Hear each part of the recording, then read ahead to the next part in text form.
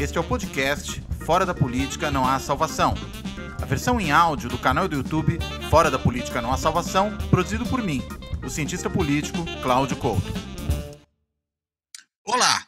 Hoje, aqui no Fora da Política Não Há Salvação, eu convidei um amigo e um colega meu da FGV de São Paulo, o professor Márcio Macedo, que é sociólogo, mestre em sociologia pela USP e está concluindo seu doutorado em sociologia pela New School de Nova York, New School for Social Research. E ele escreveu um artigo muito interessante nessa semana aí que passou sobre a questão racial no Brasil, que é um tema ao qual ele se dedica como pesquisador. O artigo saiu no blog da Escola de Administração de Empresas de São Paulo, da EASP, e ele se chama Princesa Isabel, Jair Bolsonaro e a Subalternidade Consentida. E para tratar dos temas que ele desenvolve nesse artigo e o que mais a conversa nos permitir, eu convidei o Márcio, mais conhecido também como Kibe, entre os amigos, por conta aí da sua história também no mundo musical, e que tem uma grande qualidade, dentre várias outras, que é o fato dele ser corintiano. Então, Kibe, ou Márcio, como você quiser, bem-vindo. Obrigado pelo convite, bom dia, boa tarde, boa noite, porque a gente nunca sabe em que momento as pessoas vão assistir o programa, a todos e todas. É um prazer estar aqui, Cláudio. Então, legal. Você quer falar um pouquinho dos temas que você discute? Eu vi que você falou muito dessa situação meio surreal, porque nessa semana que passou a gente teve o aniversário da abolição da escravatura e o presidente da Fundação Palmares resolveu, indo contra tudo aquilo que o movimento negro propugna, tudo aquilo que, enfim, tem sido construído nos últimos anos, homenagear a Princesa Isabel e colocar Zumbi num lugar que, vamos dizer assim, não é exatamente o lugar que ele tem na história. Você quer falar um pouco sobre isso? Uhum. É bem interessante pensar esse movimento do governo Bolsonaro via Fundação Palmares, na figura presidente da Fundação Palmares, que é o Sérgio Camargo, porque eu acho que ele aponta uma tentativa de produzir ou produzir uma nova narrativa recuperando faixas de narrativas que têm relação com a história da população negra, a história do Brasil e a história do movimento negro. Então, se a gente pensar a figura da monarquia e a figura da Princesa Isabel, principalmente no pós-abolição, se construiu toda uma representação da monarquia e da figura da Princesa Isabel como uma instituição que teria trabalhado de forma benéfica à população negra. Mas isso foi produzido num contexto, digamos, de aversão à população negra e ausência de políticas de integração na República Velha. E esse tipo de narrativa também foi agenciado por várias figuras que estavam vinculadas à monarquia, por conta de posicionamentos estratégicos e até mesmo de amizades. Por exemplo, a figura do André Rebouças, José do Patrocínio. Então, o que aconteceu é que no decorrer da história, a gente pode pegar, por exemplo, os anos 40, 50, o movimento negro manteve relações bastante ambíguas com essa elaboração a respeito da monarquia. E a gente vive um contexto mais contemporâneo que houve todo um esforço de parte do movimento negro, majoritariamente ideologicamente posicionado à esquerda, de desconstrução dessa imagem paternalista da monarquia e da Princesa Isabel, e a elaboração de um novo herói, um herói que tivesse bases populares. E essa figura é a figura de Zumbi dos Palmares.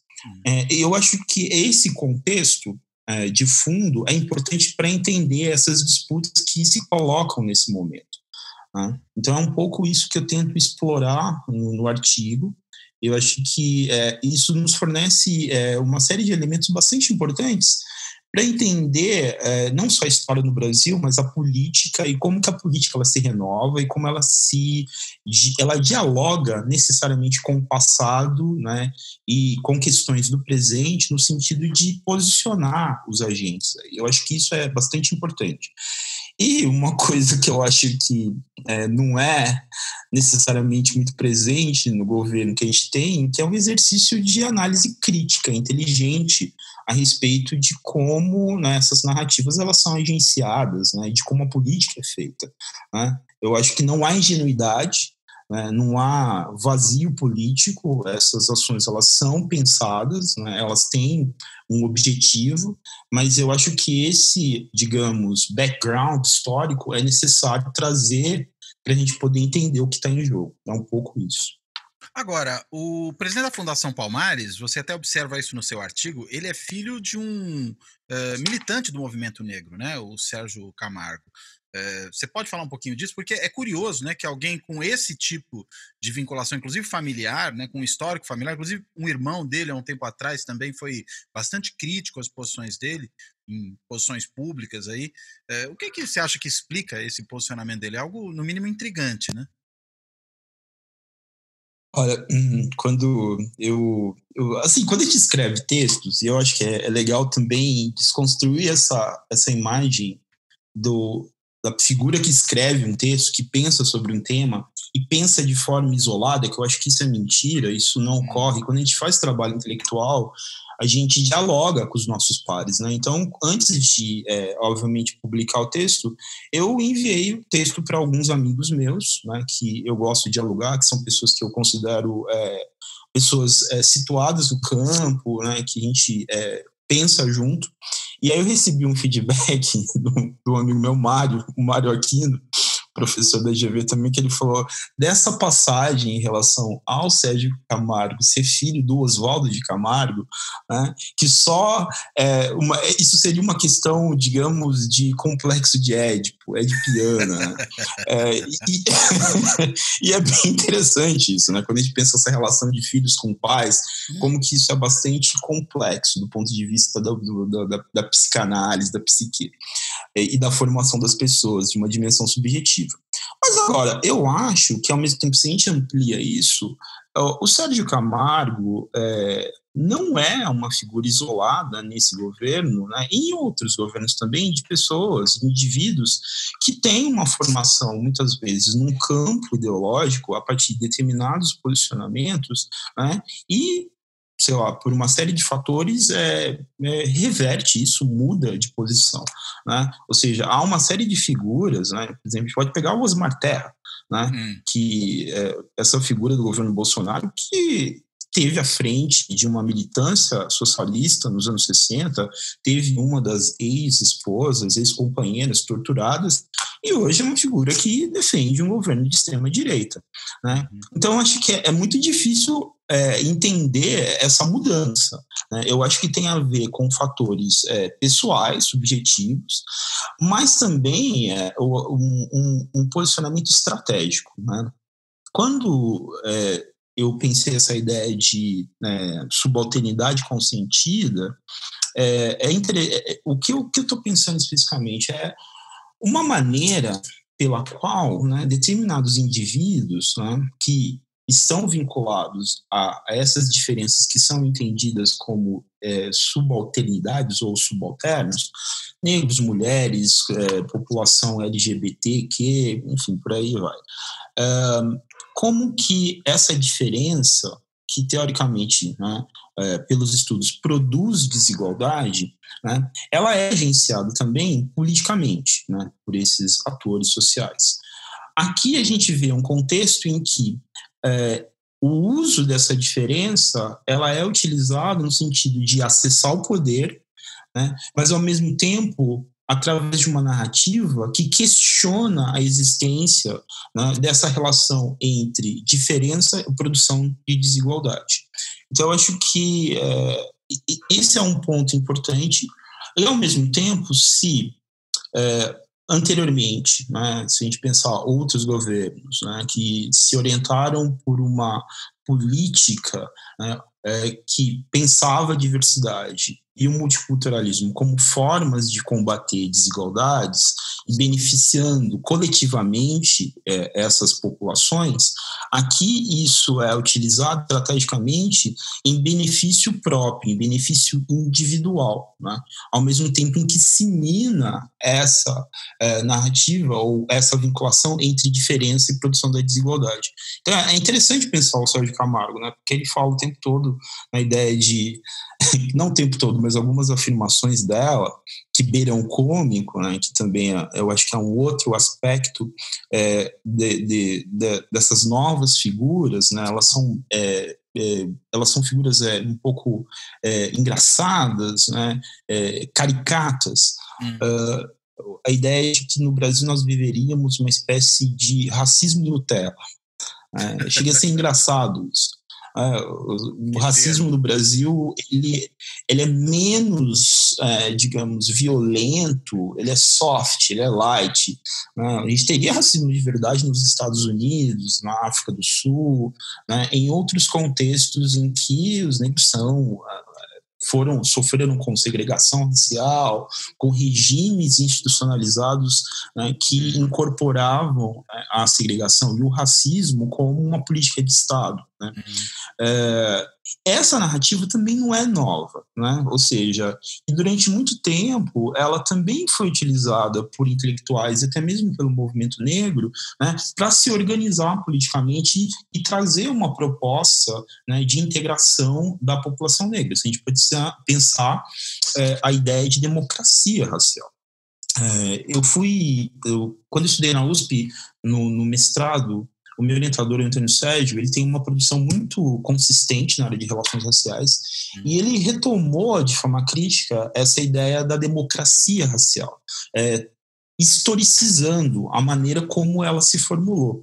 E uma das coisas bem interessantes, isso aparece na minha dissertação de mestrado, que eu pesquisei uma figura do movimento negro, que é o Abdias do Nascimento, como que as lideranças negras, né, elas também, em determinado momento, se vincularam a uma ideia, a uma noção de democracia racial, com uma pequena diferença, né?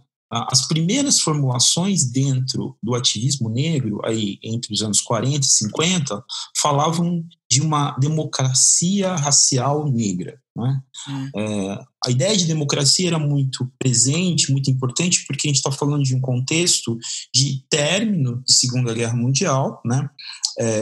Um pouco aí, uma espécie de momento anterior à Guerra Fria, mas a ideia de democracia é muito cara, né? Ou seja, se derrotou na Segunda Guerra Mundial regimes totalitários, né? E regimes totalitários um regime totalitário especificamente situado à direita, né? Que é o regime nazi-fascista, né? O nazismo, né, da Alemanha. Então, a ideia de democracia, muito orientada, né, pela liderança dos Estados Unidos, aparece como importante aí. E ela passa a pontuar, né, a pautar as discussões em vários contextos nacionais, incluindo o Brasil. E essa narrativa também vai possibilitar, né, que essas lideranças negras elas elaborem essa ideia de democracia racial negra. Ou seja, né, algumas lideranças, né, elas seriam importantes no sentido de conduzir esse processo de integração da população negra, né, numa modernização que o país estaria vivendo desde os anos 30 e que se aprofundaria posteriormente aí no período pós-guerra. Então, e essas lideranças, elas pensavam esse processo, né, como uma frente antirracista bastante ampla, né, em que raça tinha um papel importante, mas que raça ela também tinha uma dimensão, digamos, ambígua, né? Ou seja, havia uma afirmação, havia a denúncia do racismo, mas o que havia era uma grande, né, busca pela necessidade de integração social dessa população negra. Então, mas a ideia de democracia racial vai ser formulada ainda nesse momento também por outros intelectuais, dentre eles talvez o mais importante, que é o Gilberto Freire, e posteriormente você vê um rompimento, né, do ativismo negro, né, com esses intelectuais, né, majoritariamente brancos, e também com uma classe política, né, porque e também é majoritariamente branca, né? Uma classe política que também é, claro, né, majoritariamente branca. Sim, e majoritariamente branca, e alguns, né, com um posicionamento do ponto de vista das questões sociais bastante progressista, né? Eu acho que esse é um outro ponto importante, né? Uma espécie de posicionamento político aí de centro-direita, né? Uma perspectiva trabalhista muito forte, né? Então, mas o que vai acontecer nos anos 50 uma circulação de ideias, né, uma perspectiva, digamos, global, entre alguns intelectuais brancos e negros, mas o ativismo negro vai trazer uma espécie de revitalização da ideia de raça a partir de movimentos como a negritude francófona. Né? O que foi a negritude francófona? Uma série de intelectuais, né, negros, oriundos do continente africano, mas também muito presentes, né, muito do Caribe, que se encontram na França, né, a maioria são estudantes, filhos de elites intelectuais desses países, né, e começam a repensar a ideia de raça, né, a ideia de recuperação, né, de toda uma narrativa de raça a partir de uma espécie de sentimento que ligaria, né, os negros de todo o mundo. Isso tem muita relação também e se influenciou por uma outra perspectiva que foi gestada no começo do século, né, principalmente no Caribe, nos Estados Unidos, que é a ideia de pan-africanismo. Né? E aí duas figuras são importantes para pensar duas formas de pan-africanismo, que é a figura de um jamaicano radicado nos Estados Unidos por um período aí entre o final dos anos 10 e começo dos anos 20, que é o Marcus Garvey, e outra figura, que é um maior intelectual afro-americano, e hoje é uma coisa interessante, ele tem sido colocado dentro do panteão, né, dos pais fundadores da sociologia, que é o W.E.B. Du Bois. Né? Essas duas figuras gestaram, né, versões distintas de pan-africanismo. Né? Aqui se tornou mais presente, perdurou e chegou e influenciou necessariamente, né, essas figuras da negritude francófona foi a versão mais orientada pelo W.E.B. Du Bois. Né? E o pan-africanismo falava nessa necessidade de articulação entre negros, né, de diversas partes da diáspora africana, no sentido de enfrentamento, né, do racismo.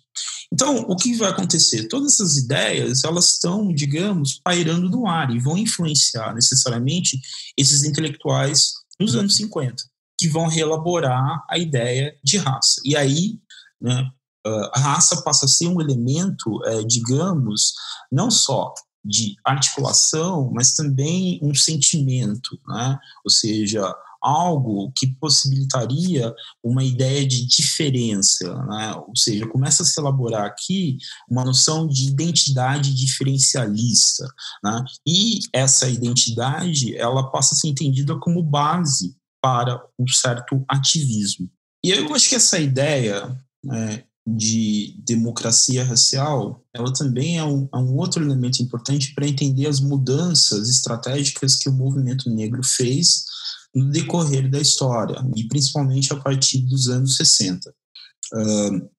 Então, o que vai acontecer é que se rompe essa tentativa de frente antirracista, de uma coalizão que buscasse a integração da população negra no Brasil via, né, a articulação entre, o congraçamento entre intelectuais negros e ativismo negro, e o que começa a se produzir, né, é um ativismo negro muito mais diferencialista, que começa a incorporar toda uma ideia de cultura negra, cultura africana. Para ficar claro para quem está ouvindo a gente, diferencialismo significa exatamente o quê?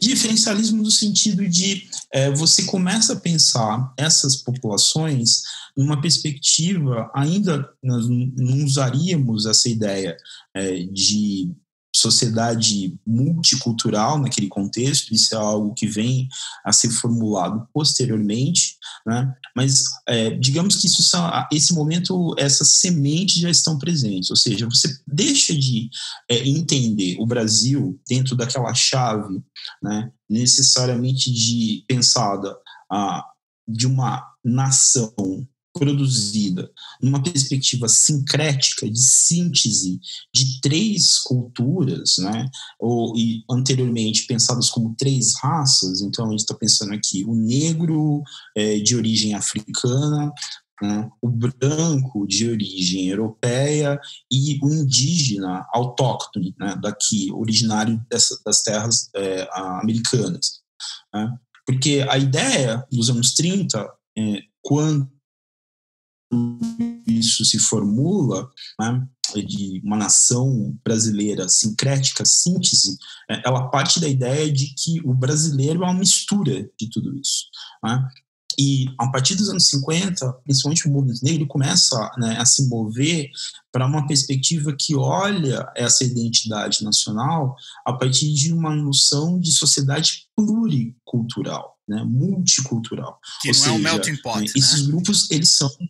Exato, não é o melting pot, não é essa síntese, né? E essas diferenças que são próprias dos grupos, né, do ponto de vista cultural e da experiência identitária, elas passam a ser utilizadas como elementos de disputa política e de base de estruturação de movimentos sociais.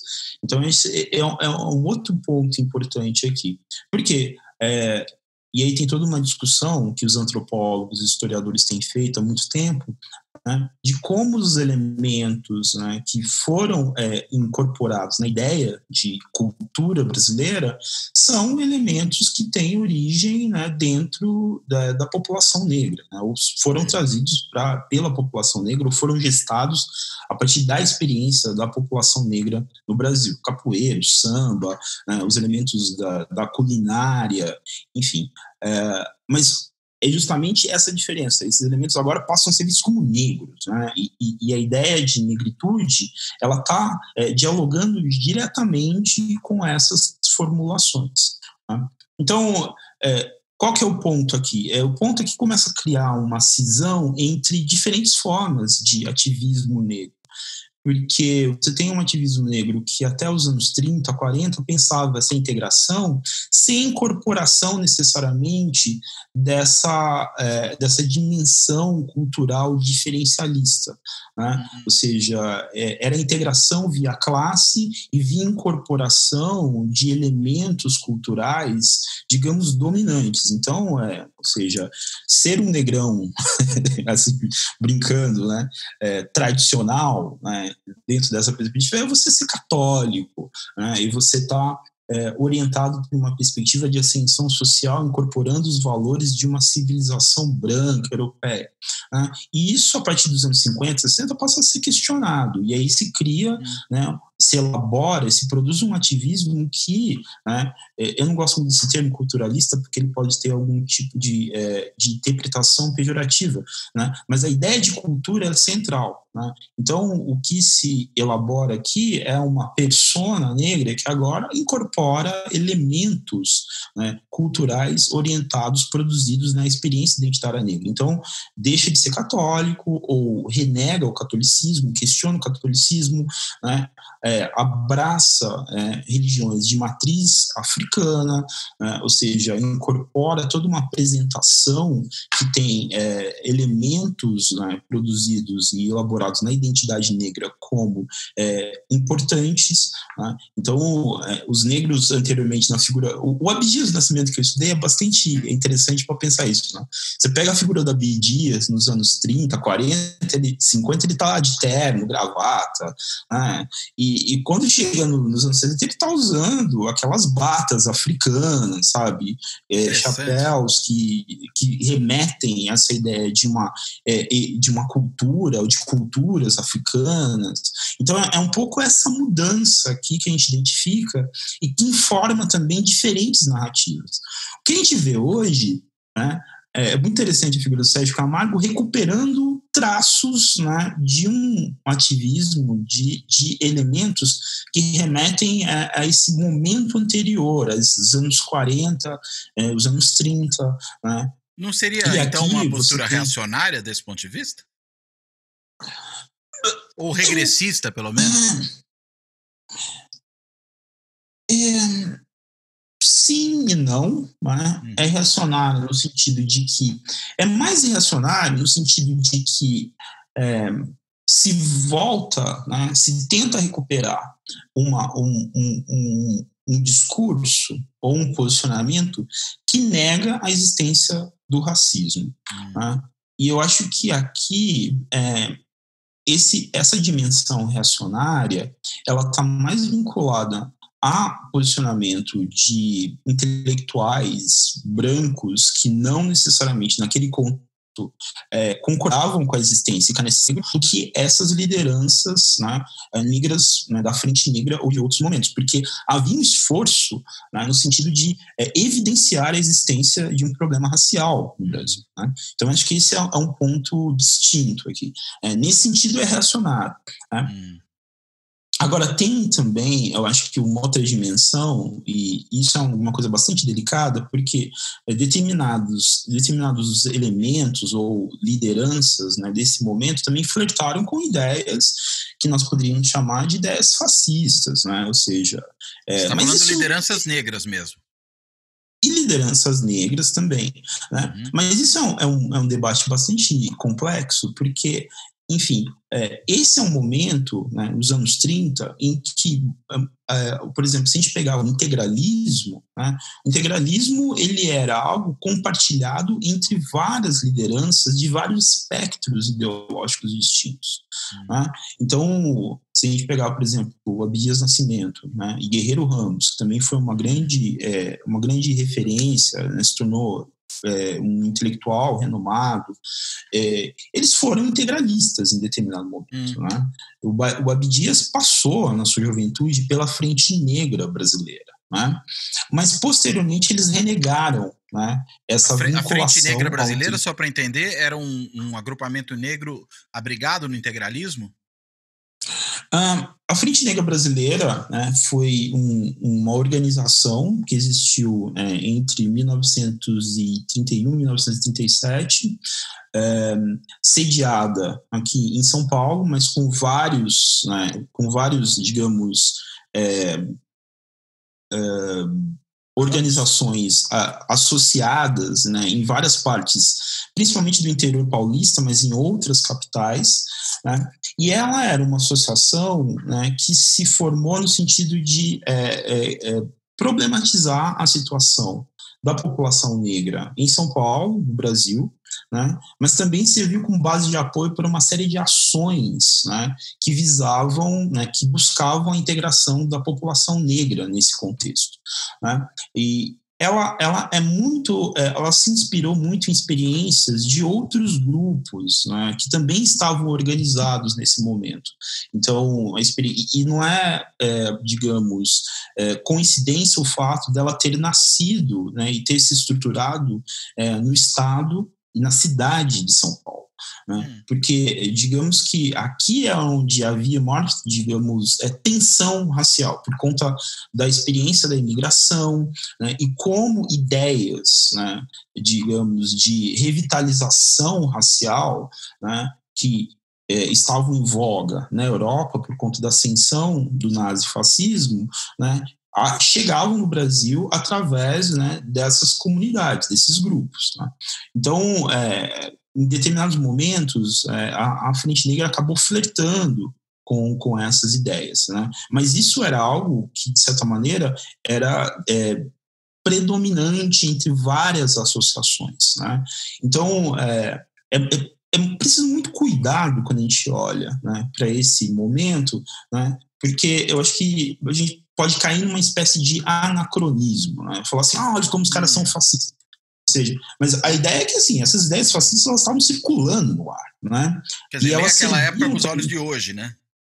Exato, né? E elas informavam também uma série de possibilidades de atuação política. Então, por exemplo, a Frente Negra, isso é algo que eu falo no texto, né? Ela, de certa maneira, mudou um pouco o lema integralista de Deus, pátria e família para Deus, pátria e raça. Né? Você fala isso Ou no seja, texto. raça passa a ser um elemento estruturante, organizador, né, da atuação da Frente Negra. Né? Assim, e aí o que acontecia é que eles forneciam uma série de serviços à população negra. Eles montaram, por exemplo, uma escola dentro da Frente Negra, promoviam ações de auxílio a famílias negras em necessidade, né? Teve uma espécie de organização de trabalhadoras domésticas dentro da Frente Negra, né, promoviam bailes que arrecadavam recursos, ou seja, há aqui, né, uma tentativa de estabelecimento de uma organização que busca, né, trabalhar com questões que dizem respeito a uma população majoritariamente pobre, mas dentro de uma perspectiva de integração social. Né? Ou seja... Aliás, só uma coisa, desculpa te interromper, mas é que me chama muita atenção nesse lema a substituição de família por raça, né? Porque me remete um pouco à ideia, não sei se eu estou certo, de que, de alguma forma, raça seria uma noção ampliada de família, ou não? Eu acho que faz total sentido. Né? Essa ideia de... Porque há um paralelismo muito forte, né, entre noções de família, nação, raça. Né? Ou seja, porque quando a gente pensa a ideia de Estado-nação, né, o Estado ele busca organizar, né, uma ideia de nação, de nacionalismo, dá uma espécie de produzir tentativa de homogeneidade cultural que crie vínculos entre esses indivíduos que se veem pertencentes a uma mesma nação. Então, a gente tem uma tentativa de criar vínculos que nos aproximem, né? Para além da língua, né? Mas sentimento de afeto. Né? Essa é a ideia de nação, que é a base da família, né? E das comunidades. Então, aqui a ideia de raça, ela anda junto com pátria, mas ao mesmo tempo ela estabelece uma espécie de diferenciação. Né? Então, se a gente pegar, por exemplo, o pan-africanismo, né, lá que eu falei anteriormente, que foi gestado, né, nesse contexto aí dos anos 10 e 20, né, também a noção de uma família está presente, uma certa irmandade que é produzida, né, a partir da experiência, né, do racismo, mas também da cisão produzida, né, dessa população em relação ao continente africano. Né. Então, o pan-africanismo visa criar, reconstituir laços de parentesco, né, e que é a base dos nacionalismos. Né. Então, acho que esse é um outro ponto importante. Então, tudo isso, né, serve um pouco como caldo histórico, né, para esse momento que a gente vive agora, né, que partes, né, desses elementos são resgatados em narrativas que se colocam em disputa nesse momento. Né? Então, não sei se você teve a oportunidade de entrar no site da Fundação Palmares, né, de quarta-feira para cá, mas uma série de artigos foram publicados, tentando fazer o quê? Recuperar a figura da Princesa Isabel, né? Questionar, né, a noção de que Zumbi dos Palmares é de fato um herói popular, né? Ou associar Zumbi dos Palmares a uma elaboração de um herói vinculado à esquerda, né, e à esquerda negra no Brasil, né, de que haveria uma espécie de hegemonia desses grupos na representação, né, do que é entendido como negro no Brasil contemporaneamente. Né. Então, tudo isso, né, começa de certa maneira, fazer sentido em uma narrativa que tenta, de certa maneira, fornecer algum tipo de representação, né, distinta dos governos anteriores e, ao mesmo tempo, que se aproxime, né, desse posicionamento ideológico de extrema-direita que é presente, que é, né, o carro-chefe do governo Bolsonaro. Né? Agora, então, acho que é bem interessante.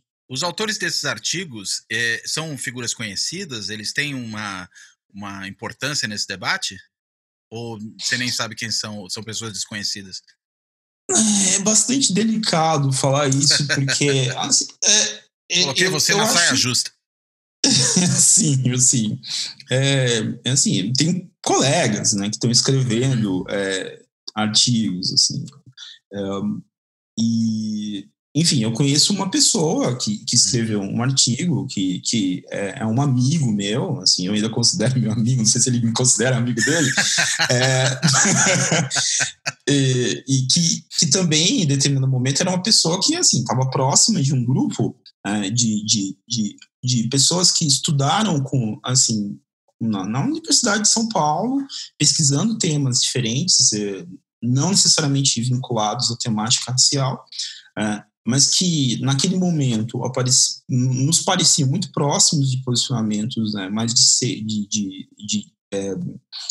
centro-esquerda, esquerda, né, mas que havia uma unidade, né, no sentido de problematizar a questão racial, né, tanto do ponto de vista político como acadêmico, né, mas que em determinado momento romperam com essa perspectiva e agora buscam recriar, reelaborar essa narrativa, né, negra, mas mais vinculada a um posicionamento de direita, né.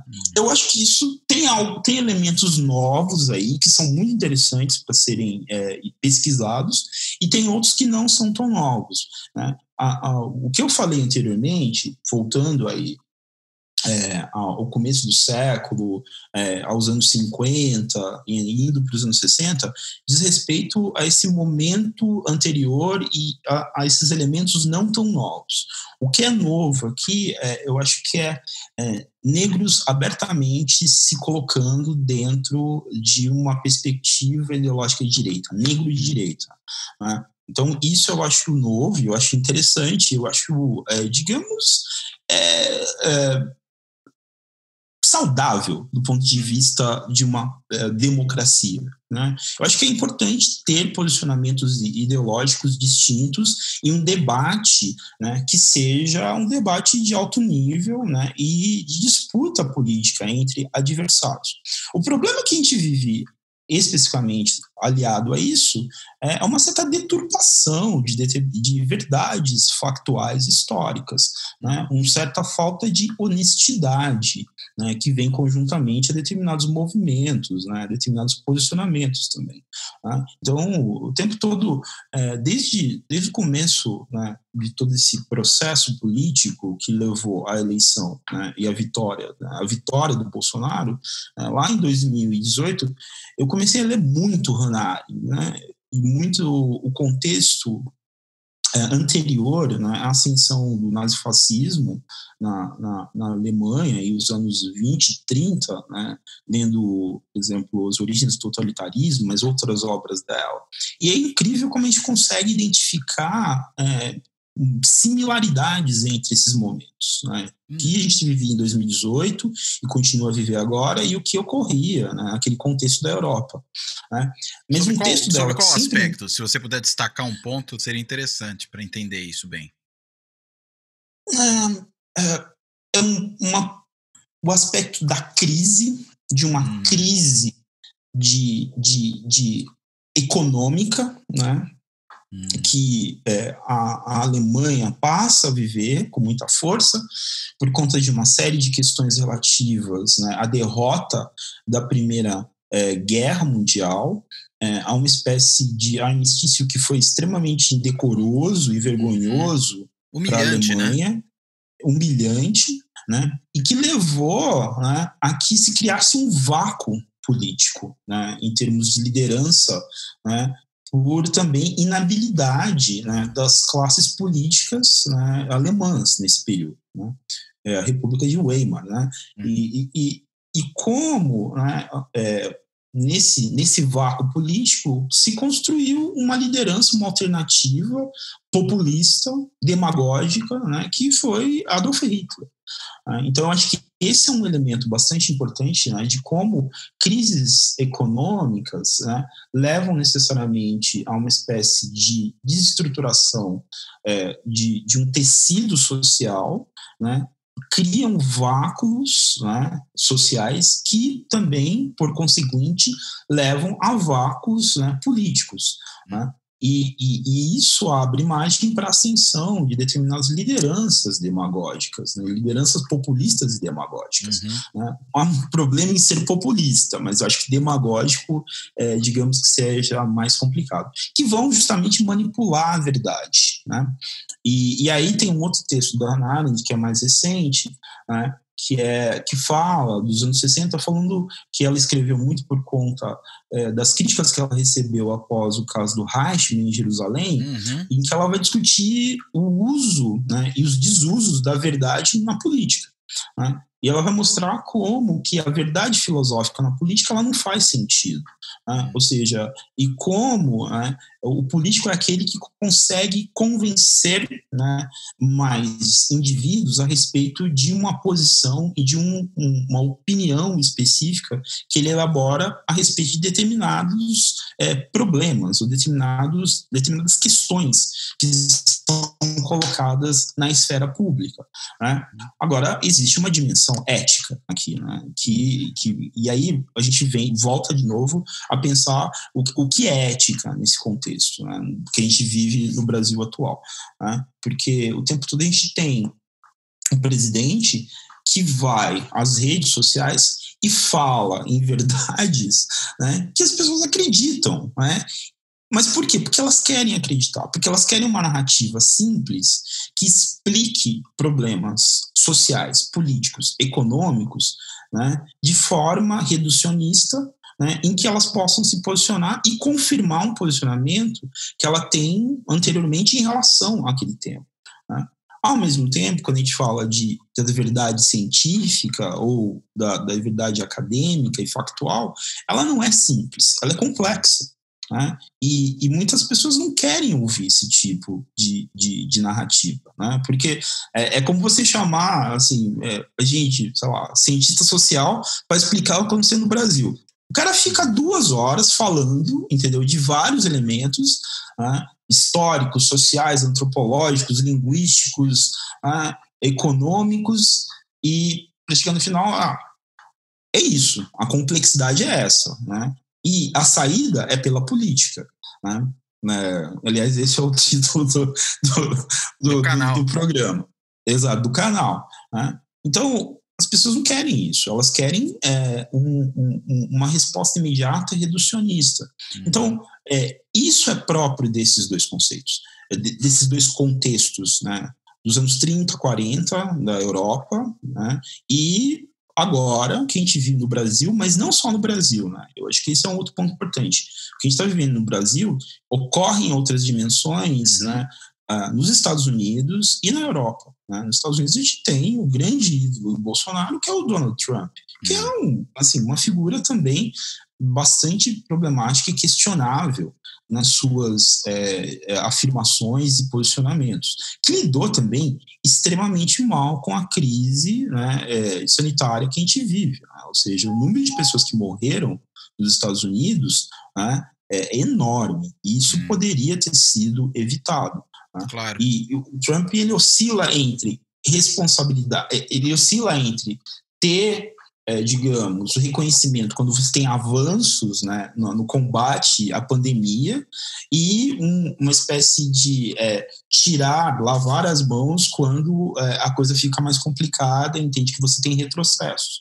Né? E aqui a gente tem a negação total. Então, eu acho que é esse contexto bastante delicado e complexo que a gente está pensando os problemas sociais que a gente vem vivenciando e essas narrativas novas que vão se construindo. Né? Então, digamos que não é fácil. Né? E, ao mesmo tempo, a gente vive um contexto de redes sociais, hiperconexão, de memes, né, que enfatizam, de novo, um imediatismo reducionista. Né? Ou seja, eu dou aula para os meus alunos da graduação lá na GV, né, Não são todos, obviamente, mas eu dou aula já há um certo tempo, e a gente percebe, acho que você também deve perceber isso, uma dificuldade de concentração dos alunos e uma dificuldade, né, e uma falta de coragem de enfrentar textos difíceis. Por quê? Porque, assim, o tempo todo eles estão sendo estimulados por outras coisas e essas coisas fornecem respostas imediatas, né? Ou seja, uma coisa é você se debruçar sobre um texto do Habermas durante 2 horas para entender 2 conceitos, e é muito mais fácil você entrar no Wikipedia e pegar a definição do conceito, mas ninguém, né, diz... Exato, né? Mas a incorporação disso é distinta. Se você entende o conceito via a leitura do Habermas, né, durante, sei lá, 3 horas em cima do texto original, né, você vai guardar aquele texto e vai aplicar de forma muito distinta, claro, do que a dimensão pragmática do conceito que você busca, que pode estar equivocado, pode estar errado também na Wikipedia. Então, é isso, né? A gente vive um contexto em que a expansão, né, desses governos populistas, demagógicos, né, e com uma perspectiva de extrema direita, do ponto de vista ideológico, nada de braçada. Isso. Agora, deixa eu te perguntar uma outra coisa. Para além dessa figura talvez mais oficial, né, do discurso sobre a questão racial no Brasil, que é encarnado pelo Sérgio Camargo, tem uma outra figura que é muito emblemática desse governo para esse tipo de temática, né? E acho que para entender o contexto talvez seja interessante falar um pouco sobre ele também, que é o deputado pelo Rio de Janeiro, Hélio Lopes, né, que às vezes é chamado de Hélio Bolsonaro, às vezes é chamado de Hélio Negão. E a impressão que nós temos é que o Bolsonaro se faz acompanhar dele o tempo todo como uma forma de rechaçar aquelas acusações de que ele seria alguém racista, por exemplo, quando se pensa aquele exemplo, a meu ver, chocante, do discurso que ele faz na Hebraica, no Rio de Janeiro, em que ele se refere aos membros do Quilombo como pessoas que podiam ser mensuradas com arroba, como reprodutores, coisas do tipo. E, de repente, ele se faz acompanhar em viagens internacionais, em pronunciamentos mais variados, em aparições públicas, quase que o tempo inteiro, pelo Hélio Lopes, né? Como é que se enxerga essa figura dentro dessa representação, dentro dessa narrativa que o governo Bolsonaro tenta fazer sobre a questão racial?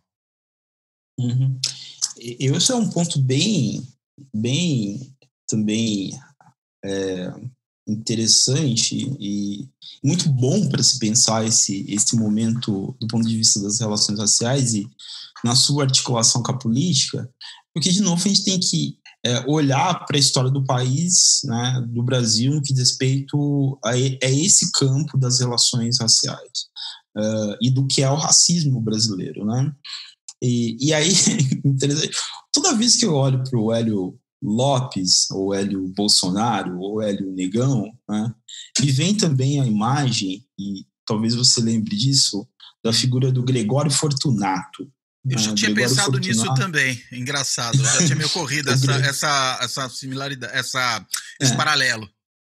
Exato. Para quem não sabe, o Gregório Fortunato, que ficou conhecido como o Anjo Negro, foi o chefe da guarda pessoal do Getúlio Vargas, né? Era um homem negro, retinto, enorme, né, que também nasceu na mesma cidade do Getúlio Vargas e acompanhou ele como guarda, como chefe da guarda pessoal durante todo, acho que, período de vida política dele, e que nos anos 50 teve envolvido com uma tentativa de assassinato, né, do Carlos Lacerda, né?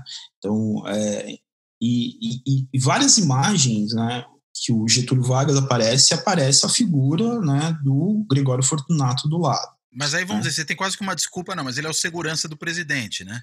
Exato. Agora, o Hélio Lopes não isso, né? Exato, é diferente, né? O Hélio Lopes, eu usei o termo coringa, né, porque assim, uma espécie de figura indefinida, mas que é agenciado o tempo todo para determinadas situações específicas, se aplicaria bem à figura do Hélio Lopes. Por quê? Ele é um negro, né, amigo do Bolsonaro, e não é à toa, é um negro retinto, né, tentou durante várias vezes, desde 2004, que ele se candidata a cargos políticos, né? Eu estava checando isso recentemente. Ele se candidatou a vereador várias vezes por municípios diferentes no Rio de Janeiro. Depois fez uma tentativa de ser para deputado federal, também não vingou. E só, de fato, conseguiu ter êxito em 2018, em que se candidatou pelo PCL, né, e que veio na carona do Bolsonaro, né? E chegou a mudar o nome, acho que para de Hélio Lopes para Hélio Bolsonaro, mas era conhecido como Hélio Negão. E de fato, a figura do Hélio Lopes, né, é sintomático também o fato dele não falar, né? Você já ouviu a voz do Hélio Lopes? É verdade, nunca ouvi. Ele está sempre em silêncio ali do lado, né? Eu me lembro de uma reportagem que eu acho que foi feita, se não me engano, pelo Fantástico ou algum outro veículo de comunicação, que chegou a entrevistar ele na residência dele, e aí eu ouvi o Hélio Lopes falar, mas fora isso, você nunca ouve a voz dele, ele não se pronuncia a respeito de nada, né? E ele é uma espécie de, o que os americanos chamam de token, né? Aquela figura que está ali do lado. O que a gente chama de papagaio de pirata, né, no Brasil. Papagaio de pirata, né? Ou também tem outro termo para isso agora na minha cabeça. Mas é justamente isso, porque ao mesmo tempo, né, que ele é estratégico, porque ele é como se ele ocupasse aquele lugar, e não é unicamente do ponto de vista da afirmação, mas é simbólico, né, de que a população negra está presente nesse governo. Né? Eu tenho um apoio, né, de um homem negro retinto, né, de amizade, que é praticamente da família, né, e ao mesmo tempo isso esvazia, né, a dimensão política do problema racial, né, porque você traz para o campo dos afetos, né, da amizade, da cordialidade, né, do coração. Mas que muito Bolsonaro, né? Porque a questão pessoal, familista, está o tempo inteiro presente, né? Exato. Mas também que remete, né, a própria figura da ideia de cordialidade a partir, né, do Sérgio Buarque. Né? Ou seja, como que essa dimensão, né, da proximidade é a forma específica de se fazer o jogo político, né, no caso brasileiro. E se você me permite, eu acho que tem um elemento adicional, não quero interromper o teu raciocínio, mas só porque é bem em cima da ideia de cordialidade, né? Ao mesmo tempo, vira também, parece que uma comprovação cabal de que não pode haver racismo. Ora, como é que eu poderia ser acusado de racista se, além de tudo, eu tenho um amigo negro? Eu tenho uma relação afetuosa com ele, né? Porque quem é racista não vai ter afeto por uma pessoa, enfim, da raça que renega.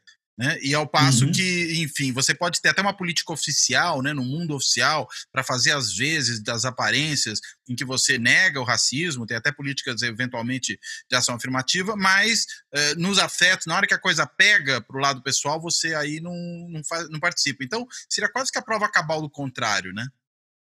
Exato. Mas o que você falou é extremamente importante, por quê?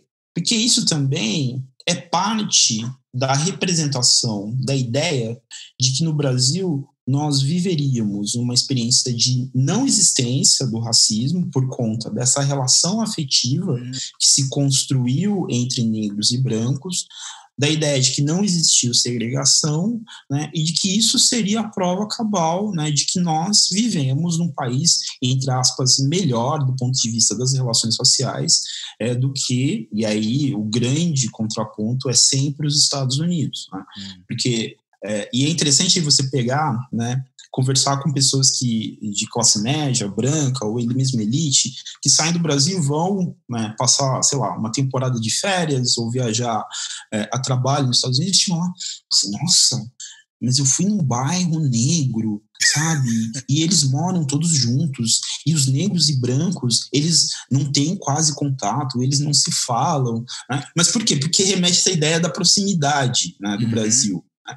Mas essa proximidade, o que ninguém problematiza, que é uma proximidade que se dá dentro de um registro hierárquico, né? Ou seja, né, o seu amigo negro é o cara que traz a pizza, né, como motoboy, ou é a sua empregada doméstica que faz o trabalho, né, braçal, né, de casa, né, ou é o amigo que cresceu com você e você joga futebol, mas mora num bairro periférico, mas vocês se encontram no bar e dá aquele tapinha nas costas, né, mas que vive numa situação totalmente distinta da sua, em termos de oportunidades, né, do ponto de vista estrutural. Então, é justamente isso. Então, é como essa proximidade desconstrói a ideia do conflito e a ideia do problema da desigualdade, né? Nega isso, né? Ou seja, é meu amigo. Né? Um outro elemento que a gente poderia associar aqui também, e aí eu fico lembrando de um amigo nosso que vive batendo nessa tecla, né, que é um antropólogo querido, que é o Batista, o João Batista João Batista Félix, grande amigo. Exato, professor da Federal de Tocantins, e ele fala dessa dimensão de como os relacionamentos interraciais também entram dentro dessa narrativa, né? Porque o par branco vai dizer, como eu sou racista, né, como eu posso ser preconceituoso se eu me casei com uma mulher negra ou um homem negro, né? Mas o racismo está permeado muitas vezes na maneira como a relação se estrutura. Né? Então a figura do Hélio Lopes, né, ele remete de novo a essa ideia, né, de um lugar muito específico que é utilizado estrategicamente justamente para esvaziar, né, essa discussão racial do ponto de vista da sua desigualdade a partir do fenômeno, né, do racismo. Né? E quando você, como você muito bem colocou, você traz para a dimensão do afeto, não tem possibilidade, quer dizer, não é que não tem possibilidade de fazer política, né? Mas a política ela vira uma conversa familiar, uma conversa de boteco, é uma conversa privada, e você sai da dimensão pública.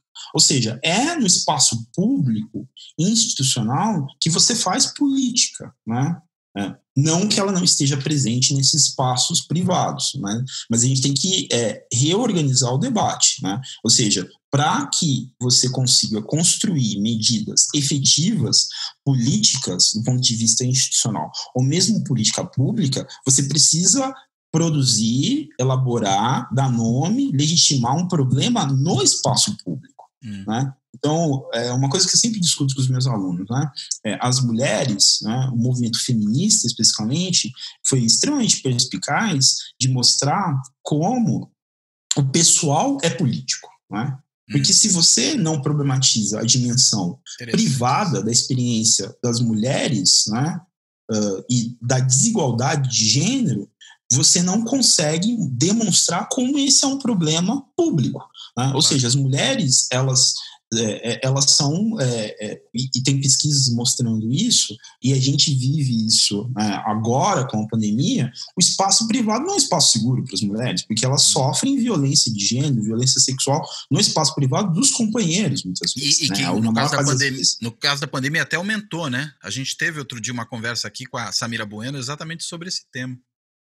Exato. Mas para que o Estado, né, atue sobre esse problema, né, que se dá nesse espaço privado, né, da intimidade, é necessário que esse problema ele seja construído dentro de uma dimensão pública, como um problema que afeta a todos e que necessita da intervenção do Estado para ser resolvido ou amenizado, ou minimamente endereçado do ponto de vista das instituições.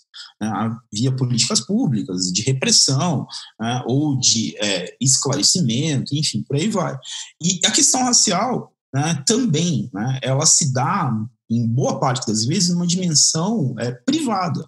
Né, e o Estado tem responsabilidade sobre isso.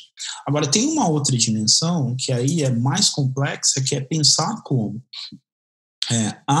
o racismo ele está, muitas vezes, em boa parte das vezes, institucionalizado também na maneira como instituições do próprio Estado funcionam. Então, por exemplo, a gente pensar as forças policiais. Não é? As forças policiais, elas se negam terminantemente, né, em admitir né, porque isso traria uma série de repercussões institucionais e jurídicas, né, de que ela reproduz práticas racistas, né? Por exemplo, toda a discussão do racial profile, né? Ou seja, de um enquadramento, né, do criminoso como tendo elementos raciais, né? E a elaboração de homens e mulheres negras como potencialmente criminosos. E como isso afeta, né, um tratamento desigual, né, no que diz respeito à população negra. E aqui a gente tem uma articulação no caso brasileiro, que não é só no caso brasileiro, mas no caso brasileiro fica muito evidente, entre raça e classe, né? Não sei se você está lembrado, né, mas provavelmente você lembra, de uma afirmação de um comandante das rondas ostensivas, Tobias Aguiar, aqui em São Paulo, né, que é a Rota, que é um agrupamento de elite dentro da polícia militar, né, bastante violento, né, que foi estruturado no período do regime militar, com táticas, né, ensinadas pelas forças militares, né, pelo exército, e que foi colocado, né, em atuação, se não me engano, na gestão do Maluf, né, do Paulo Maluf, no final dos anos 70, justamente para combater o crime, né? E como, né, a Rota ela é vista como um agrupamento extremamente violento e que executa essa lógica de tratamento desigual. Não, eu estou pegando a Rota, mas por conta da fala do comandante, que alguns anos atrás ele tinha acabado de assumir, né, o comando, e perguntaram para ele a respeito de uma questão específica e falou assim: olha, o policial, né, ele não pode ter o mesmo tipo, né, de abordagem que ele faz nos Jardins, né? Para quem não é de São Paulo, Jardins é uma região nobre aqui da cidade de São Paulo, que ele tem nas áreas periféricas, né? Ou seja, ele tem que ser mais enfático, enérgico, né, na área periférica, nas áreas periféricas, porque senão não vai ser respeitado. Ele cometeu um sincericídio, né? Um sincericídio, exato. Né? E quando você pensa, né, a distribuição, né, da população, né, do ponto de vista, né, do aspecto racial, né, a maior parte da população negra está alocada, né, em regiões periféricas. Né? Você não tem muito pouco negro morando nos Jardins. Então, esse tipo de abordagem desigual, né, diferenciada, né, entre aspas, né, com mais energia, e aí a gente lê nas entrelinhas com mais violência, claro, se dá nos bairros mais pobres e automaticamente mais escuros. Tá? Ou seja, são mecanismos que vão produzindo essas desigualdades. Né? Ou seja, e como isso está presente. Então, mas de novo, voltando ao nosso ponto inicial, Hélio Lopes, afeto, intimidade, privado. Quando você traz a dimensão, né, das relações raciais ou o racismo para essa esfera afetiva, né, você esvazia ela. Agora, um outro ponto, e eu acho que a gente pode fazer uma ligação com uma outra figura bastante interessante também, né, eu gosto desse termo interessante, que é o Fernando Holliday. Né? No Brasil, as pesquisas feitas na área de tentando estabelecer uma relação entre política e raça e pensando formas pelas quais narrativas são agenciadas no sentido de promover candidaturas, nós chamaríamos de tendo uma base racializada, né? Elas têm mostrado que isso é algo muito, muito ainda incipiente no Brasil durante a história. Né? Ou seja, eu teria que entrar nos estudos agora, mas isso são elaborações. Tem gente que fez isso com muito mais propriedade. O Antônio Sérgio Guimarães, que foi meu orientador, ele tem um texto falando sobre isso num livro do começo dos anos 2000. Né? Tem a socióloga Flávia Rios, que também tem trabalhado sobre esse tema, né? Pensando articulação entre política, posicionamento ideológico dentro do contexto contemporâneo.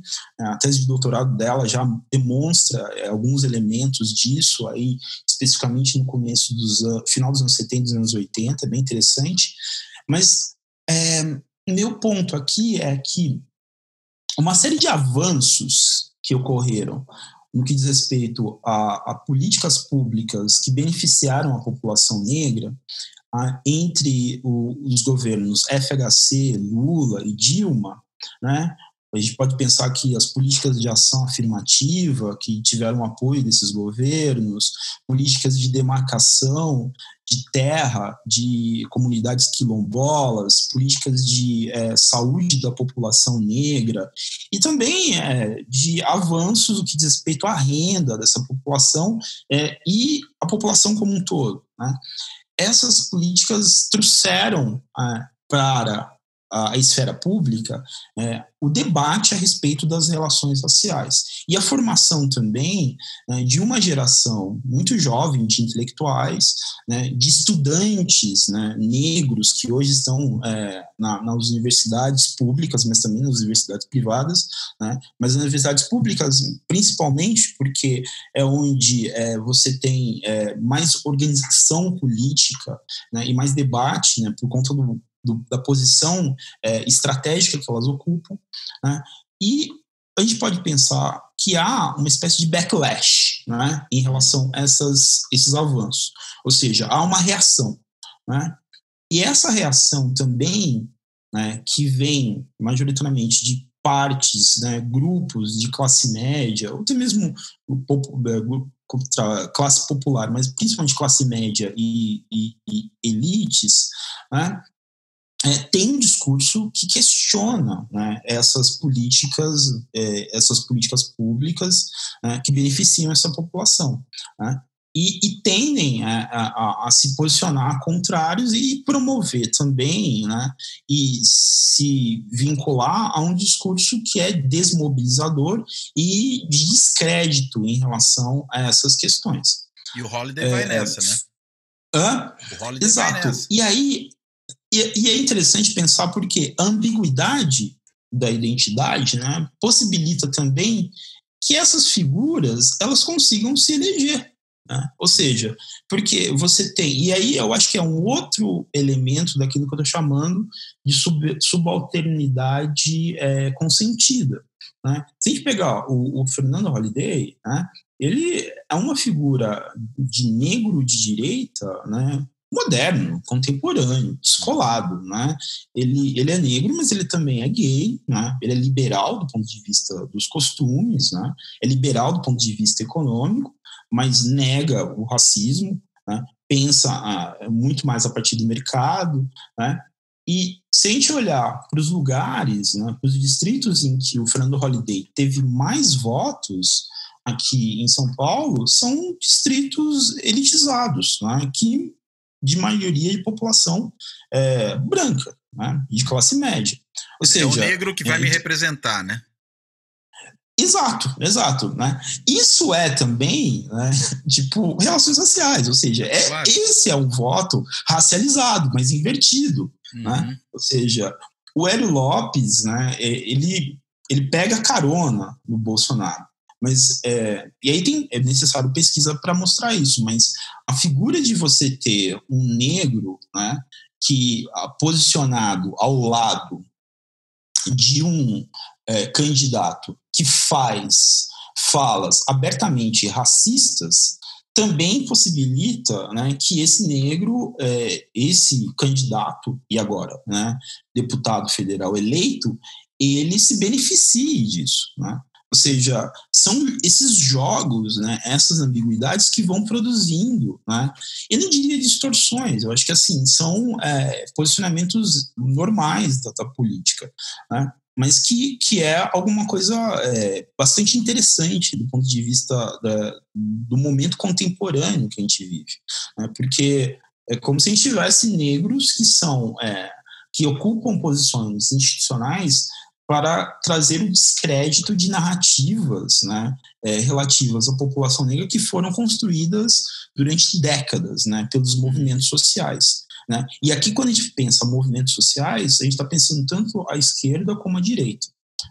Porque isso é um outro ponto interessante. Aí vou indo para os Estados Unidos, está conversando com o Rafael Neves, que é amigo nosso, professor lá da Unifesp, né, que estudou comigo na New School.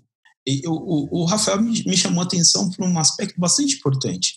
É um pouco bobo do ponto de vista e pouco estratégico, né, do ponto de vista talvez do Sérgio Camargo atacar o zumbi, porque nos Estados Unidos, né, você tem figuras como o Martin Luther King, né, que não é necessariamente um revolucionário de esquerda, né, mas que tomou posicionamentos bastante radicais, né, e que foi colocado dentro do panteão, né, dos heróis negros, no caso da experiência americana, né? E esse é um ponto interessante. Não é só a experiência afro-americana. Experiência americana. Você tem um feriado nos Estados Unidos em homenagem ao Martin Luther King, né? E todo mundo para, né? E quem promulgou, né, o feriado foi o Ronald Reagan. Né? Insuspeito, então, né? Insuspeito, né? Então, ou seja, o ponto aqui, eu acho que é uma tentativa de uma nova narrativa que ela é meio anacrônica, ela é meio esquizofrênica, mas é uma tentativa, né? Ou seja, é necessário dar vazão, né, incorporar minimamente a população negra dentro, mesmo no registro de um governo de extrema direita. Né? E esse é um ponto interessante, porque se você pensar o integralismo, lá nos anos 30, o integralismo ele era algo que tinha influência entre a população negra, porque ele tinha um discurso, né, para a população negra, diferente de outros grupos ideológicos. Né? Então, é uma coisa que sempre torna difícil entender a extrema-direita num contexto como o brasileiro, né? Porque ela confunde. Quando você lê, por exemplo, eu estou lendo um livro agora muito interessante do Casmudi sobre a ultradireita, como ele chama, e ele volta e meia ao falar da experiência europeia, faz referência sempre à questão racial. No caso brasileiro, isso fica meio embaralhado, né? Sim, fica muito embaralhado, né? Mas eu acho que falta mais pesquisa para mostrar, né, como que esses discursos eles foram agenciados no decorrer da história, né? Por exemplo, o integralismo, olha só, isso é uma coisa bem interessante. O Abdias Nascimento, que talvez a maior liderança negra do Brasil, porque passou por vários períodos, né, da experiência dos movimentos negros, anos 30, 50, 70, 80, morreu recentemente, mas teve uma atuação bastante importante ainda nos anos 90, 2000, né? Ele foi vinculado ao integralismo, como eu disse anteriormente.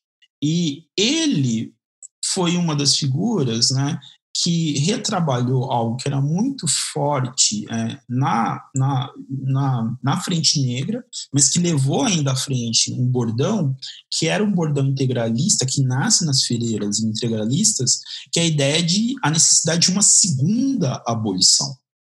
De que a abolição não havia sido completa, de que ela não havia, de fato, promovido a integração da população negra. Ou seja, o integralismo ele tinha um discurso para essa população. Né? Então, e aí você explica muito o posicionamento, né, o alinhamento de determinadas lideranças negras com o integralismo. Né? Obviamente que essa ideia de segunda abolição ela se perdeu, ela foi substituída por outras ideias, mas é como, né, há várias narrativas, né, que podem ser recuperadas aí, entendeu? E como esse é um jogo bastante complexo, né? E, enfim, e aí a associação ao zumbi como um herói produzido pela esquerda, né? Ou seja, isso não é necessariamente em verdade, né? Mas não quer dizer que não seja legítimo também, né? Exato. E eu acho que, mas de novo, né? A polarização, quando ela é utilizada, né, na estratégia política, ela tende a reduzir, a fazer uma narrativa reducionista dos fatos históricos. Porque você pega determinados trechos, determinados momentos,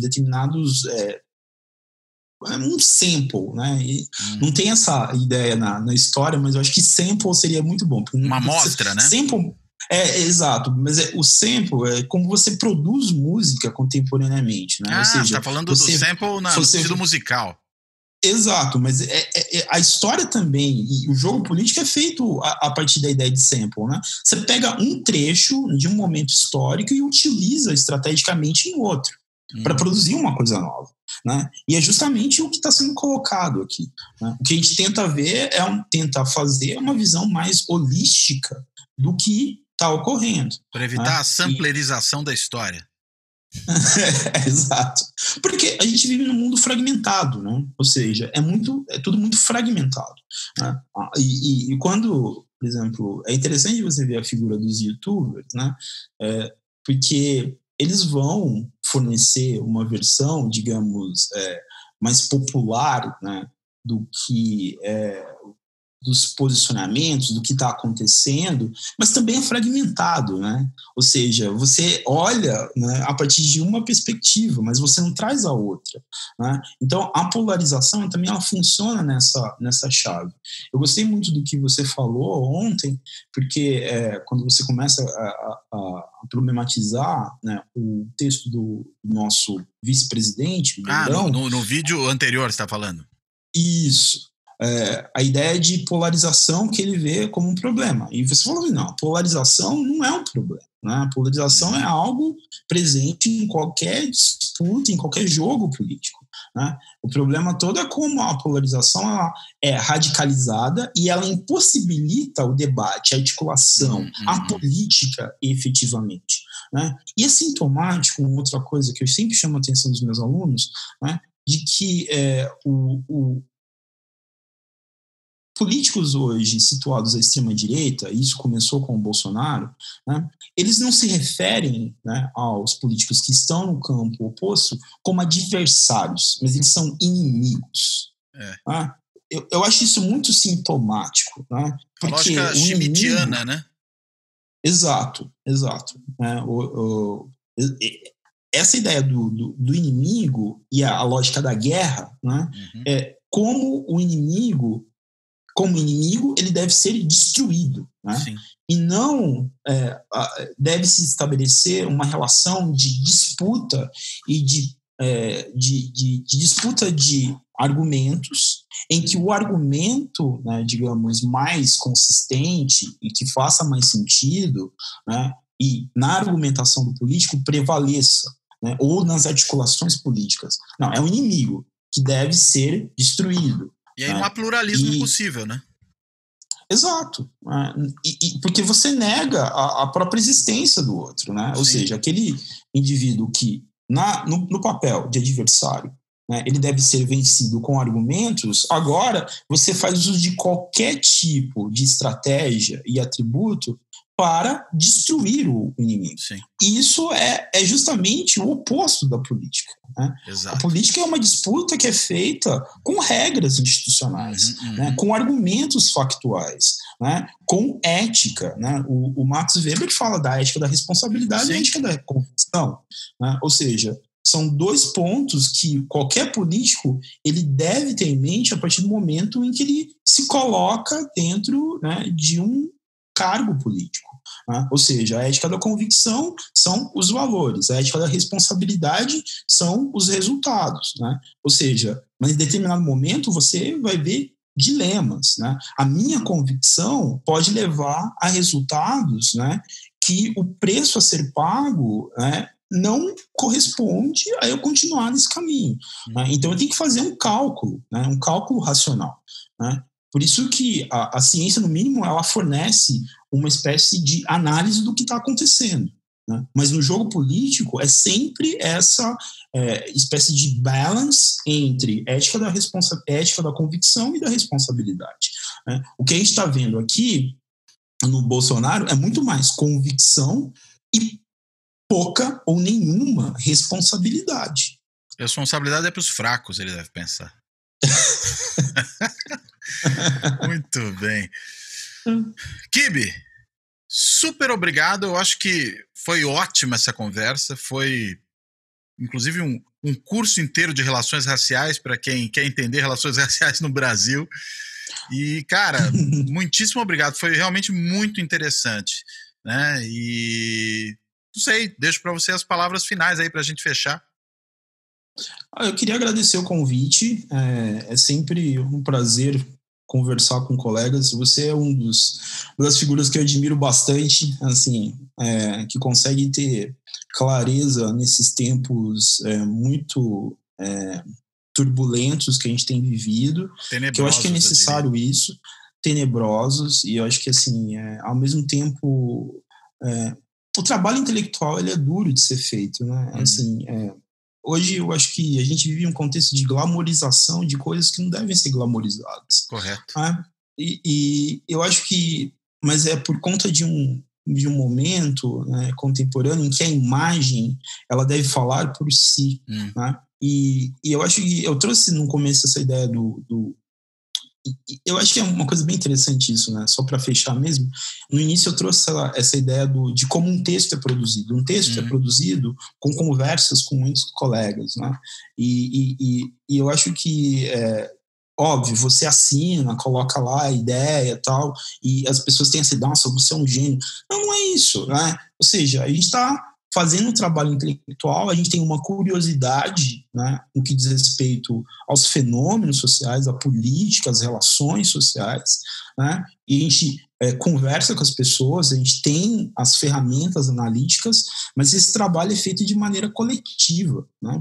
E eu acho que quando a gente enfrenta um momento de polarização como esse, é muito ruim porque a gente não pode ouvir o que o outro lado pensa também. Né? Aqueles que estão num posicionamento antagônico ao nosso. Né? E sem que a gente ouça esses outros posicionamentos, óbvio, num debate sério, formulado, orientado por regras, né, acadêmicas, institucionais, a gente não consegue fazer ciência social boa, né, e fornecer respostas, né, contundentes para esses problemas extremamente complexos que a gente vive, né. E assim, e é isso, queria agradecer, espero que não tenha cometido nenhuma gafe do ponto de vista histórico, antropológico e sociológico, mas mesmo que tenha cometido, eu tenho certeza que os meus colegas e as minhas colegas vão me escrever e me mandar puxando de orelhas. Merecido, provavelmente, mas isso depois a gente vê. Kibe, pros amigos, muito obrigado. Então a gente fecha por aqui mais esse episódio do Fora da Política Não Há Salvação e em breve teremos mais. Obrigado, até a próxima. O Fora da Política Não Há Salvação está disponível em 16 agregadores de podcast. O Podcast Addict, o Anchor, o Apple, o Breaker, o Castbox, o Castro, o Deezer, o Google Podcast, o Overcast, o Play FM, o Pocket Casts, a Radio Public, o Podcast Republic, o Spotify, o Stitcher e o TuneIn. Além, é claro, do canal do YouTube.